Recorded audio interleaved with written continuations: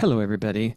My name's Anthony, and just talking to you today about my second podcast, week two, my life struggle with depression.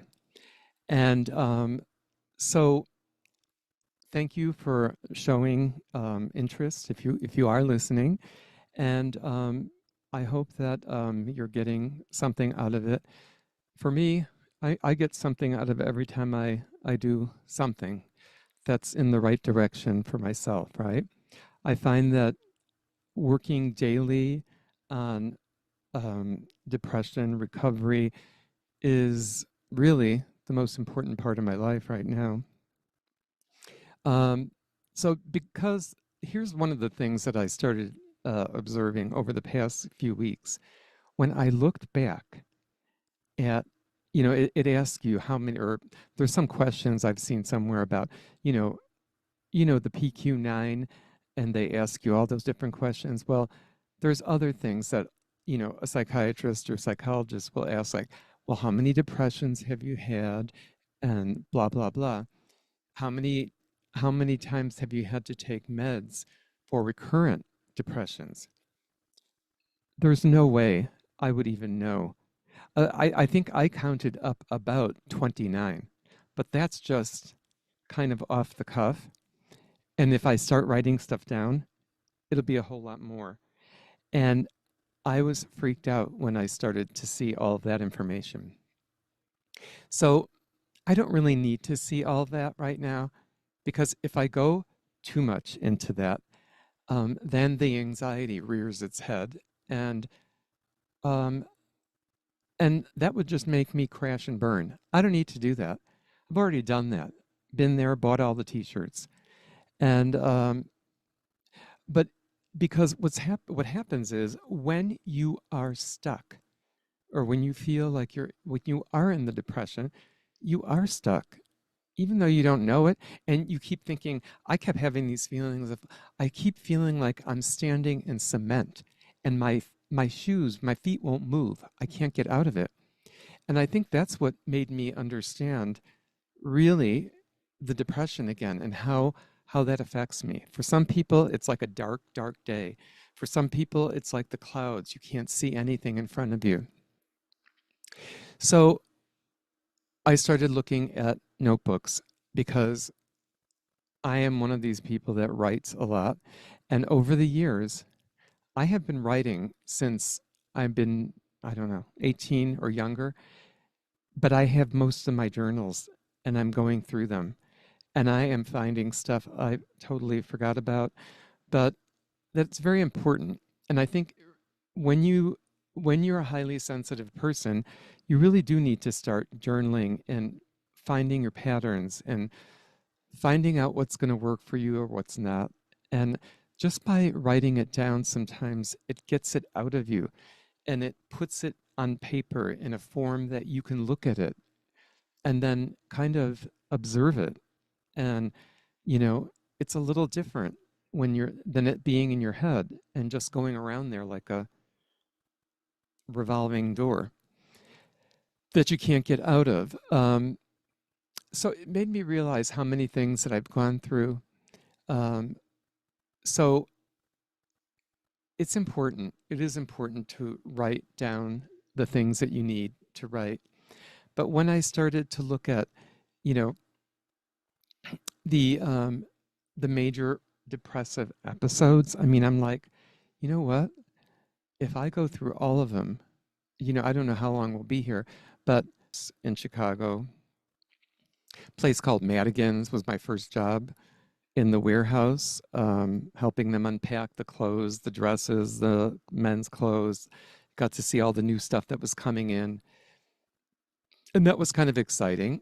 And then I also understood about, I had a artistic flair, so I ended up being able to go into massage, or not massage, to doing windows, because I liked the idea of working with the clothes and doing stuff and making them look good in the mannequins. So there, I ended up doing work with the mannequins way before I ever did massage or work with, as a nurse.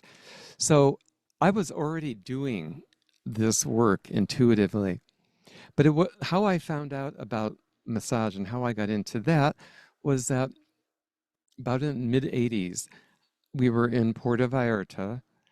Um, and I can only take so much time out in the sun. I just don't like being out in the sun that long because I do get dark and sunburn and stuff and tan.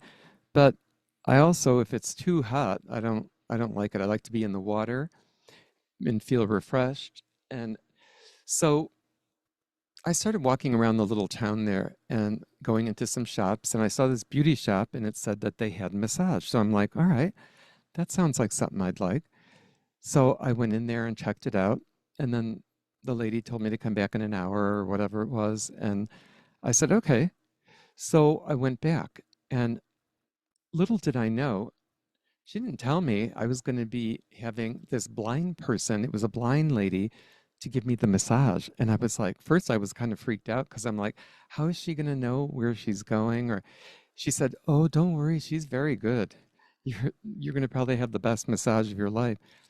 And she was right, because that massage allowed me to have a spiritual awakening out of my body. I literally felt like my body to came to a different level of awareness, and her hands and how they felt on me. They were so loving and so passionate in her approach. And maybe it was because she was blind and that her sensitivity was even more, but I could feel it. It very much came across. And so then I thought, this is very interesting and how it made me feel. And I thought, I was almost in tears after that. And I thought, you know, and so I thought, if I could make people feel like that with just touching people in nurturing ways, and that would make me feel fantastic, and to make other people feel fantastic. So I thought, let me investigate this. When I went back to Chicago, I started. Little did I know, I also had the Chicago School of Massage Therapy like 4 or 5 blocks from where I lived at the time.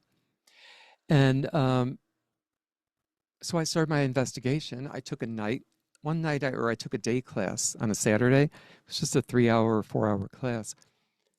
And it was kind of fun, right? We got to learn how to do a little massage. Then I thought, well, that was just a teaser and I needed more. So I took a 10-week class, and that was like a five day, 5 day a week. I think it was 5 days a week, um, every day for like 10 weeks. And it was really good.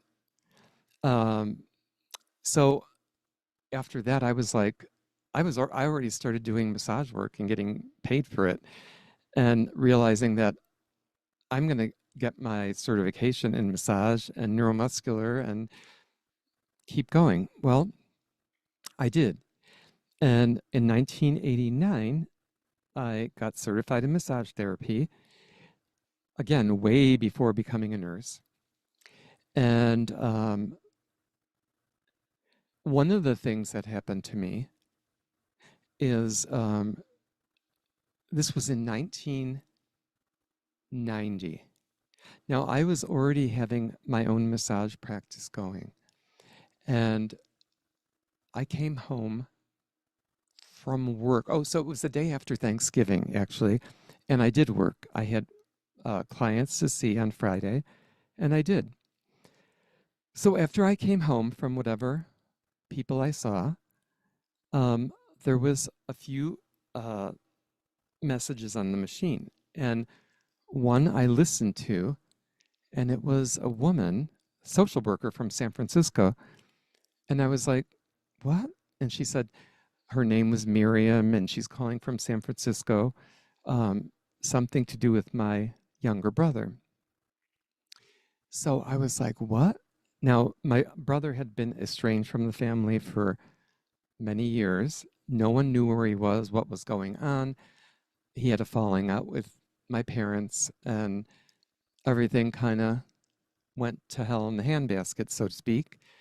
And so then the next thing I know, I'm thinking, wait a minute, where is she calling me from? San Francisco. I said, so I called up the hospital and I said, listen, I said, somebody told me that um, I need to call here because my brother might be here or something. And I'm like, so she said, oh, well, you'll need to talk to the social worker before you can talk to anybody else. And I said, and she wouldn't let me talk to anybody. So I said, okay. So, and it was a Friday, so I knew I wasn't going to be able to talk to anybody until Monday. I said, okay. So I hung up the phone. I immediately called back. I already had a nurse mind on me. The critical thinking was already in action. And I said, listen, I'm calling. I need to speak to the AIDS ward. Um, and I need to speak to someone there. And no problem. They put me right through. And because I figured, what would he be doing in there and why would he actually be in San Francisco? So anyway, they put the call through. He picks up the phone and I'm like, Frank, how are you doing? I haven't talked to you in, God, so it's been years. And he goes, go to hell, go to hell. And he hung up the phone. And then I thought, this is bad. This is really bad. Whatever's going on is much more than I understand.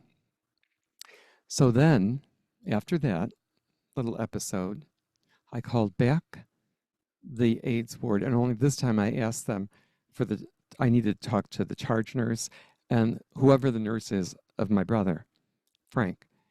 And so after about 15, 20 minutes of talking to her, then I started to understand. He had a sitter because he was acting out and doing all kinds of crazy stuff. And he was not in his right mind at all. Um, and he had AIDS, and he had the type of AIDS that does affect your brain. And so I was like, it was devastating to hear that, you know. And then I knew immediately I have to go. I'm the one that has to go. Nobody else can do this because nobody understands AIDS. Nobody understands any of it. I do, and I've taken care of people with AIDS already because um, I was doing things in a project where they did acupuncture and massage for people with AIDS. So I understood what it was about. And, but after I got off the phone with my brother and figured out what was happening, um, and then basically the nurse told me, well, you know, he's been in the hospital here for over a month and they want him out of here. And they're going to ship him out one way or the other pretty soon. So you're going to need to do something. So then I thought, so then they were able to give me a number of some people that he knew. And from there, I got to talk to some other people that gave me more information. And within a week or 4 days, 5 days, I was out there. And you know, and that was in 1990. Well, to make the story go a little quicker, I I basically had to get him to Chicago. I mean, they were going to pay for the plane ticket, but they weren't going to put him on an ambulance, a plane or something. He was going to have to go on a regular plane. It was very hard to get him on the plane. He was over 6 feet tall, and you know, kind of lanky, not able to walk well at all, unstable, and already had a pressure sore building on his tailbone, which I didn't know due to the fact that he was in 4-point restraint for many of those weeks he was in the hospital. So I got him into a hospice into Chicago eventually, and it was traumatic, the whole thing. The family was able to come and see him, And I got to be with him on his dying day. Even my mom and dad were there. And it's a very poignant thing to watch someone go through their end of life. And, you know, and I'll never forget that last day he was alive. The My father and I were in the room, and the nurse assistant, this beautiful black lady, was giving him a bath, and he was completely naked from head to toe. And I'm just looking at his body, and he's just skin and bone. And my father's just looking like, holy shit. And I'm thinking, what is this? And so then he just looks up at her with these beautiful brown eyes and says, you know, am I going to die today? He goes, please don't let me die today. And I'm like, and she just looks at him and she goes, oh, honey, I'm going to do the best I can for you today. I'm going to do the best I can for you today. And I thought, that just hit me in the heart like an arrow. And I was like, I thought that was the most beautiful thing anybody could say to anybody, on their dying day. And I'm going to do whatever I can do to make you comfortable and happy. And so don't worry about it. And that's what she did. And that's how it all ended up. But my mother and father ended up being there, and myself. And we got to be there through the whole event. And, I do have to say that um, it's a very spiritual experience, because I've seen birth, I've seen a baby being birthed, and I've seen death. And those are the two cycles. Those are the in and the out, right, of life. The coming in and the going out, which we're all going to do. If we haven't, we're already here, so we've already made our entrance, but we all will make an exit. So how do we want to make our exit into the light?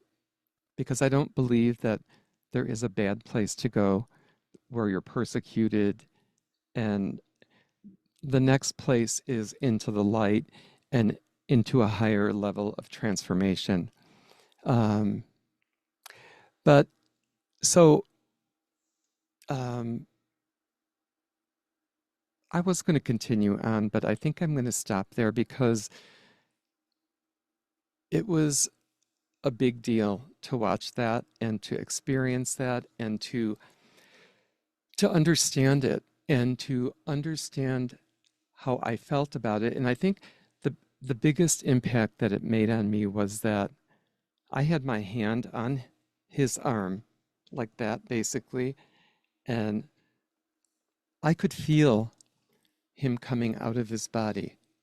Literally, I could feel the heat coming out of his body. And then after a little while, I told him it's okay if he needs to go, and don't hang on because we're sitting here.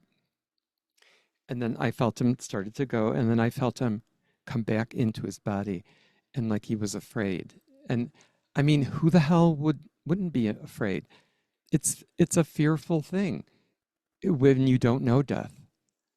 But I've done a lot of work in healing, and I think that is what makes me no longer afraid of death, because that experience alone that I had with my brother is what actually pushed me into healing and wanting to know more, wanting to know what happened to him that day in front of me. What happened? I needed to know where he went, what happened, and how I was going to rectify this for myself, and how I was going to deal with it. So that's how I ended up. I was already doing massage, but then I started doing the work with Native American healing, and because I needed to know this spiritual realm more and how to get in and out of it, and Reiki, and all of these other things that really enriched my life in ways that I have never really known. And it was because of my brother Frank that that spurred me to want to learn more, want to know more, want to help more people with feeling good in their body no matter what level they're at. So his life and death were not in vain. It helped me to move on and to make some sense of things. You know, and you know what? When you're doing this stuff, it doesn't always make sense in the beginning. I'm like, why am I doing all this? But you know what? As time went on, in fact, I went to a party that week before I was supposed to go to San Francisco, and she told me, this lady that was doing a reading at the party, you know, you're going to be you're going to be a midwife to death. And I'm like, what? And she goes, that's what I see in the cards here. You may not know what it is or what it's about, but know that that might be happening for you. So, and then all of the stuff with my brother came down. So everything happened in a very spiritual unfolding, and and until now in my life. But you know, no matter what's going on for you, um, what's ever going on in your life, wherever you go in the midst of movement, activity, carry your stillness with you. Then the chaotic moments, the movements around you, will never overshadow your access to the reservoir of creativity and the field of pure potentiality. And that is from the 7 spiritual laws of success that I read all the time with Deepak Chopra. And I've also created my own affirmations to some of his things that I use. And I just wanted to say that no matter what's going on in your life, there's always a reason to move on and to do something for yourself or somebody else to make your life a little better. And I hope that you've gotten something out of what I said today, and that if you did, share it with somebody. And if you're still listening, then you did get something out of it. But most people probably already clicked off of this. But the only ones that are going to listen to me are people that have gone through this and they know what it's about. Anyway, thank you for coming on board and watching. And I will end.